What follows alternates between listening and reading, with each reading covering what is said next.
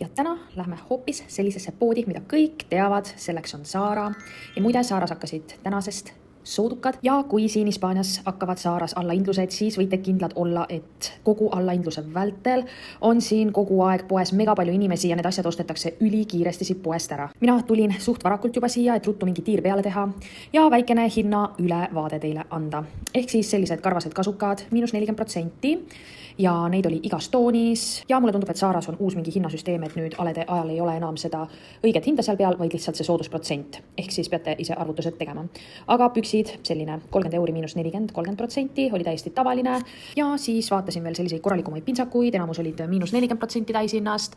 Ja selline 50 euri –40% on ju päris hea mu meelest, alla 30 euri. Ja siis sellised kergemad jakikesed, –30%, 35 eurost. Ja veel selliseid, igasuguseid. Ja need olid ka –30%.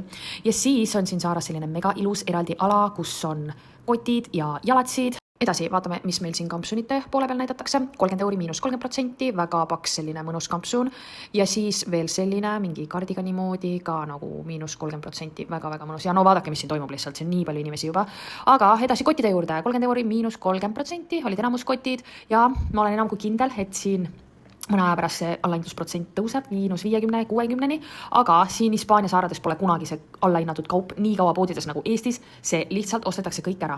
Aga vaatame vahepeal selliseid korralikumaid mantleid, siin olid siis –40% 160 eurost, aga nagu need on reaalselt villased ja väga-väga kvaliteetsed.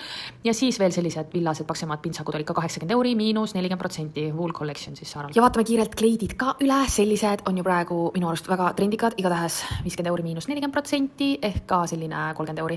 Ja teksade poole pealt minu arust teksad on mega hea hinnaga siin Hispaania saarades, enamus on 30 euri nagu täishinnaga ja siit siis alla veel 40%. Ja siis need igast viraalsed sellised nahkjakikesed, 50 euri –30%, loomulikult see pole päris nahk, aga siiski väga head hinnad, 50 euri –30%. Aga siin siis ka päris nahast midagi, need olid loomulikult kallimad, aga siiski kevadeks ideaalne. Aga ma peangi nüüd lõpetama, sest siin on liiga palju inimesi ja ma ei suuda siin enam ringi vaadata.